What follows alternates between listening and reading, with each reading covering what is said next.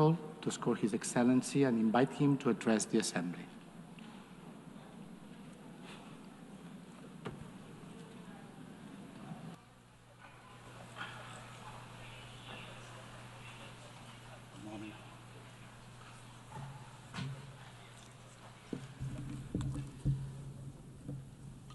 Bismillahir Rahmanir Rahim.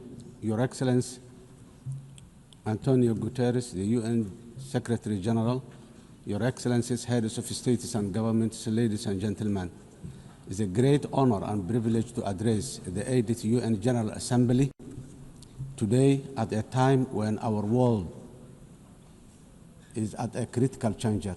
The UN was founded on the principles of advancing peace, security, and development, and progress globally after the destruction of the Second World War.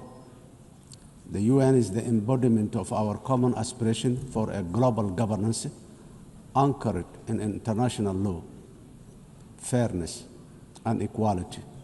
8 years on since the first UN General Assembly, we should have already been better together, not seeking to justify why we can't be better together today. Global challenges across the world, people, and indeed humanity as a whole, is challenged with existential obstacles and threats that we can resolve through dialogue, cooperation, unity, and shared purpose. Yet, instead of seeking to strengthen existing and future partnerships and enhancing social solidarity to achieve this, we are in a world of adverse competition and increasing governance uncertainty. Where we once strived to ask what's right under the international law, today we are witnessing the unapologetic rise of national might to settle disputes. This is a truly dark and dangerous path that threatens the hard-won, rules-based international order we collectively agreed on as UN member states. Excellencies, ladies and gentlemen, while we should be focused strategically on accomplishing the Sustainable Development Goals and leaving no one behind by 2030, the number of fragile states and populations living in poverty is increasing globally. Over 30 member states of the UN today, including my country, Somalia, are classified as a fragile, conflict-affected because of both conflict and social and institutional fragility. When you add the vulnerability stemming from climate change, this number is frightening higher. In addition to this, urbanization is rising at the fastest rate in the human history because of conflict, climate, and lack of economic opportunities in rural communities. Furthermore, food insecurity remains a persistent, deadly challenge affecting billions. According to the World Food Programme, 319 million people are facing acute hunger in 67 countries today. These stark and startling facts must give us all pause for reflection and thought. If we, as a community of nations, are serious about achieving common progress and prosperity for all, as envisioned in the Sustainable Development Goals, we must redouble efforts to strengthen multilateralism, solidarity, and shared action for all our people and planet.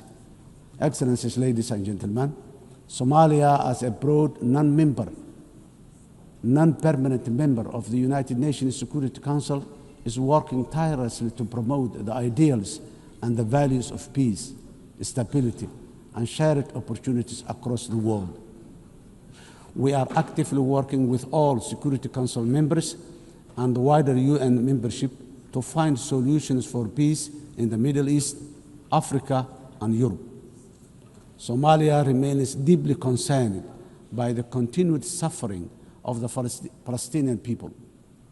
The ongoing violence, displacement, and deprivation faced in the occupied territories, including Gaza, demand our collective conscience and urgent action.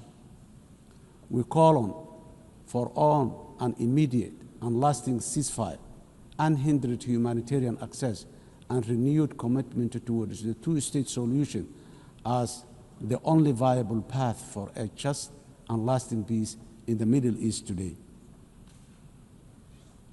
Somalia Security Council, Excellencies, ladies and gentlemen, Somalia is a unique history of decisively transitioning from conflict to a brighter socio-economic and political and security future. Starting from 2012 is the history of a real national effort supported by truly committed international partners, many of whom are represented in this room today. In fact, Somalia is an evidence that multilateralism and global solidarity can make the world a better, safer, and progressive place. This lived experience is our own government's inspiration for a determinedly working for a more just, peaceful, and progressive world within the UN Security Council during our membership, because we know that we are truly better together. When we all work in unison at home, we are bravely fighting the last remaining pockets of international terrorism while building a strong and sustainable national security architecture. We are working closely with all our valuable international partners in defeating the violence, extremism, ideology, falsehoods, and illicit financial systems that facilitate global terrorism. As a result of our efforts in Somalia, our people and citizens across the world are safe today. Of course, while we remain grateful for all international support to combat terrorism, I strongly commend the unwavering commitment and courage of Somali security forces and the local community defense forces for their sacrifices, resilience, and success against Al-Shabaab and ISIS, the two most dangerous terror organizations in the world today. This will continue until we achieve complete victory and harmony in our country, our region, our continent, and the wider world. We must never give in to cowardly terrorists. Excellencies, ladies and gentlemen, our government has embarked on a historic journey to undertake universal suffrage elections in Somalia for the first time in 57 years. Somalia was Africa's first democratic nation in the 1960s, and we are proudly returning to that path of inclusive governance once again. Today, our national election registration process is ongoing, and more than 40 independent political associations have registered to participate in the upcoming elections. Our national experience is that nothing is better than a people-centered, a people-led, guided by the rule of law to build a unified and prosperous nation in our country. Financing development, the sustainable development goals are the blueprint for achieving dignity, justice, and equality through real investment in human capital, job creation, and social protection for the most vulnerable in all our communities. However, it was very clear from the fourth financing for development conference in Seville earlier this year that the financing gap between our ambitions and the reality are very far apart. Today, developing nations are facing the terrible shock of high debt burden, higher cost of sovereign borrowing, and expenditure on recurrent shocks, which is impossible to budget for annually. The traditional economic model of forecasting predictable expenditure supported by clear revenue streams is no longer this simple. Governments of the developing nations are also now subjected to real-time investment cuts in core developmental activities, including health, education, and basic infrastructure. This is because of realignment of the already dwindling development assistance they used to receive from the developing nations. This is not sustainable, and if we, as a community of nations, are to achieve collective developmental progress together, Excellencies, ladies and gentlemen, in Somalia, we are taking responsibility of our own economic development by building on the successes of our recent reform based on the debt relief. Today, we are focused on mitigating the excruciating cost of public service investment by continuously raising domestic revenue, strengthening public financial management systems, and enforcing strict expenditure controls while enhancing transparency and accountability. Furthermore, we are committed to benefiting from strategic location and natural resources through trade with our region and the world. In line support of this ambition, Somalia has joined the East Africa Community and is ratifying the African Continental Free Trade Area policies and joining World Trade Organization. Process is going on very well.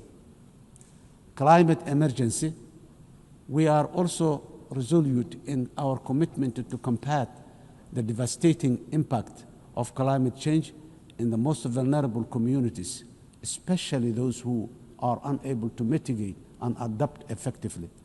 Climate change is wreaking havoc across the world, with the most vulnerable countries suffering systemic and repetitive meteorological and socio-economic shocks.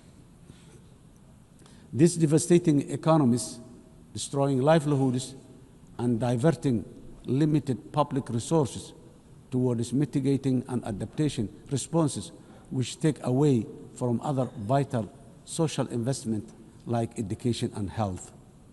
The impact of climate change is forcing governments in developing countries, including my own, to make impossible financial trade-offs, which hamper our own aspiration for investing in resilience and development. Around 10% of the developing nations' budgets are diverted to responding to climate change.